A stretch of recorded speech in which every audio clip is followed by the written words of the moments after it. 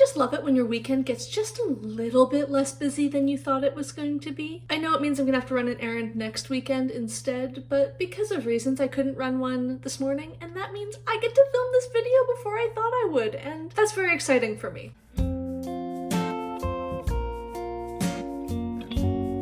Hi everyone, Rosie here. Welcome back to my channel. Welcome to my cupboard. You can't tell, but you're actually on a shelf with the peanut butter right now because that seemed like the best place to put the camera to film this. I'm doing another book and bake today. I love filming these, even though halfway through I always go, why didn't I just film a book review and bake something? This is taking 4 times as long as it would if I'd done these independently. And yet I keep doing them because I kind of secretly really love them. I'm going to be talking about The Madwoman of Serrano by Dina Salustio, and it was translated by Jethro Soutar. This is a magical realism novel from Cabo Verde. I picked this out for the Africa Cup of Nations readathon, which is being hosted by Mark of Book Time with Elvis. This is all organized around the Africa Cup of Nations football/soccer tournament that's happening right now. As always, when I read a book from somewhere that I don't know that much about, I want to cook something. So I did some research. There's not that much food in this book. There's one description of making turkey. I couldn't find any recipes online for Cabo Verde style turkey, so I'm not going to do that. But what I did find is that a popular dessert in Cabo Verde is Pudim de Leite,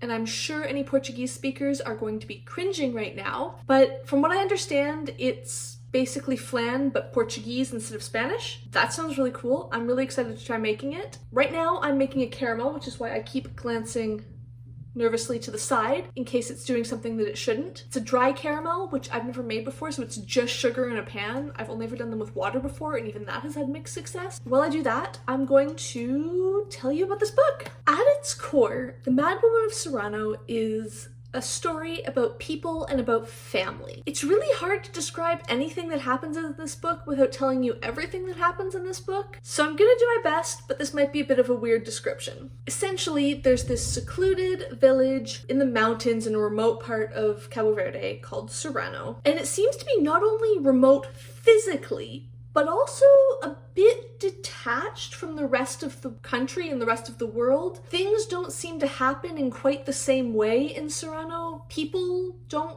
seem to behave exactly like people from other parts of the world. There's some weird local customs that seem to be very unique to this village. And as I think I said in the intro, this is a magical realism novel, so there's definitely some unexplained stuff that goes on. The book centers on Geronimo, a man who, like all the men in the village, left in his youth to complete his military service and returned, but didn't really want to. He was very much thinking that he would like to live in the city, he would like to live in the wider world. He wasn't sure he wanted to live in Serrano forever, but he made a promise to his father sort of by accident and then felt like he couldn't leave. And so he has this wife who can't have children, and they sort of love each other, but not really. Things aren't going great when one day, when he's out working his field, a teenage girl wanders out of the forest, totally confused. She has no idea who she is, where she is, what's going on. He tends to her for like a month and a half or something in secret and sort of takes care of her and helps her heal because she's got like injuries and stuff. It comes out that she's here. The village finds out she's pregnant, and everyone assumes that Geronimo is the father, and he decides not to correct them. This woman then has a daughter, Philippa, and not long after Philippa is born, the woman, her mother, disappears again from the village and is never seen or heard from again. Geronimo loves his daughter more than anything else. He is just so thrilled, even if maybe she isn't actually his. He still loves her more than anything and takes care of her. Because her mother was an outsider, she doesn't really belong in the village. She doesn't really fall in with the grouping of people from the village. Then when Philippa is 7, she gets very sick and her father decides to take her to the city and leave her with who he thinks is her mother's family to take care of her because he can't afford to pay for her treatment, and they never hear from each other again. It's a book in multiple time frames. We're seeing things from the time when Philippa is born, through her childhood, through the present day when Philippa is an adult and living in the city and successful, but kind of a bit detached. She doesn't seem to form the same emotional connections that other people do. She doesn't seem to interact with other people in the same way that most people do. As I said, it's really hard to explain anything that happens in this book without telling you the entire story, but really it's mostly about these people and their relationships to one another. The Madwoman of Serrano, from the title, is a character. There is a madwoman who exists sort of on the periphery of this village, isn't really accepted but isn't really rejected. She's considered a madwoman and she speaks the truth. Basically, she weaves through the entire story as opposed to it centering on her. I think this is what we would call a deep amber caramel, and I don't want to risk burning it, so I'm going to take it off the heat and pour it into the pan.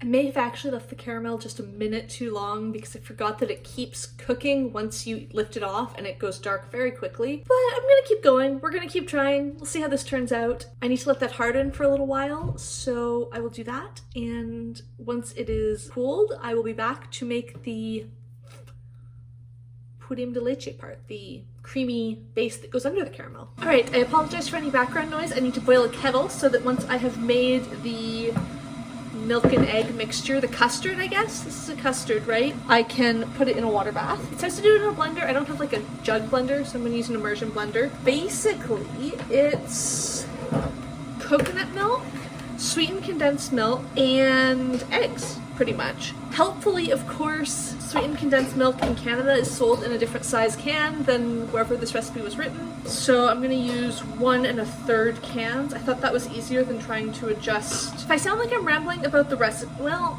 I am. And that's because I really find it hard to know how to talk about this book. As I said when I was describing it, it is all about characters and relationships. And I just didn't feel anything.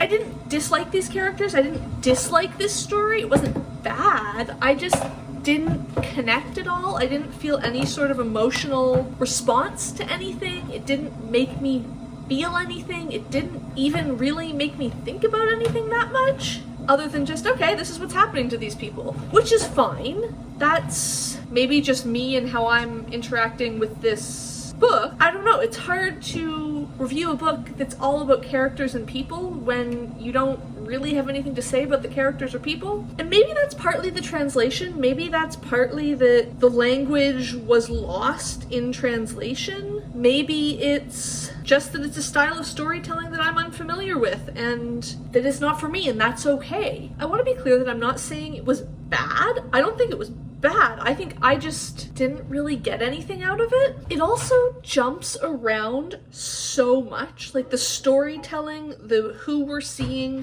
when we're seeing it, all of that changes, I think, pretty much every chapter. And that can be interesting. Sometimes I feel like that works super well and leads for some super interesting ways of presenting characters or presenting situations or whatever. But again, in this case, it just didn't do anything for me. And I think that's partly because the book is so short. It's only like just over 200 pages, that it was really the end of the book before I felt like I had any sense of what was going on here. Maybe that's how it was supposed to be. Maybe I was supposed to spend the whole book going, I don't really know what's happening. What is all of this stuff? But I just found it a bit frustrating. Or not frustrating, that's the wrong word. I found it hard to get truly engaged in the book. There's not really any plot that carries through it as far as I can tell. And character-based books can be fantastic. You know, I have nothing against them. But if it's a character-based book where nothing else is happening, I kind of want the characters to grab me and to pull me in. And I didn't feel that with this book. I didn't feel pulled in by the characters, and there was no plot driving it along. I felt the whole time sort of like, okay, why am I reading this? What am I getting out of this? Again, I don't think that's the book. I think that might be me and my interaction with it, but it wasn't for me. I actually think it might have worked better for me as a series of short stories that are interconnected, basically the same story. I think if it was presented as a series of short stories as opposed to one cohesive book, for some reason I feel like my brain would like that more and go, okay, this makes sense. It makes sense that we're jumping around all the time. It makes sense that there's no cohesive plot. We're just seeing what's happening with these people at various points in in time. I don't think I would have loved it still because, again, the emotion wasn't there for me, but I think that might have been more how I would like to read this type of story.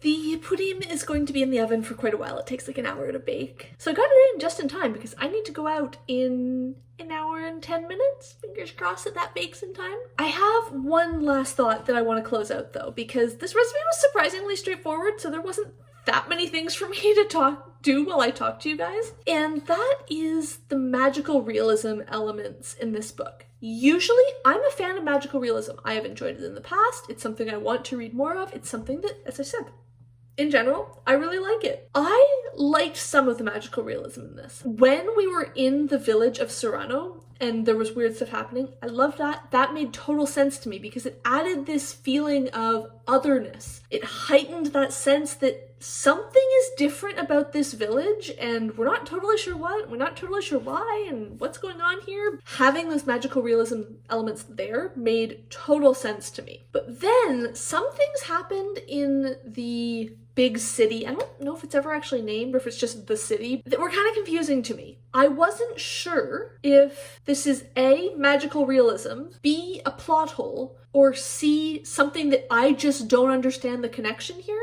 There were multiple things like that in the last several chapters of the book where I was going, wait, did I miss something? Am I misunderstanding this? Why is that person saying this? What's going on here?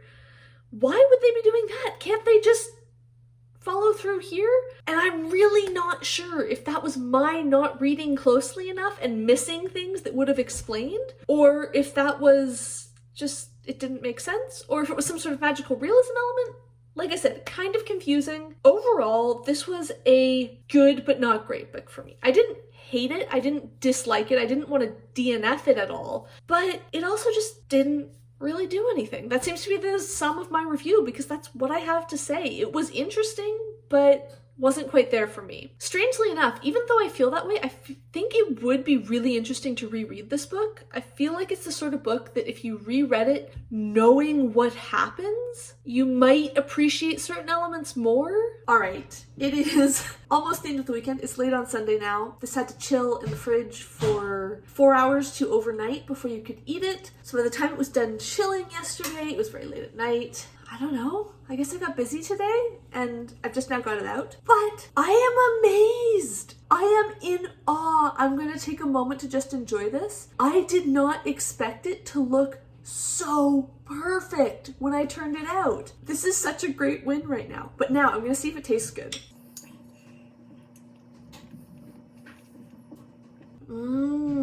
Okay. You could argue that I cooked the caramel just a touch too far and it's a touch more bitter than it should be.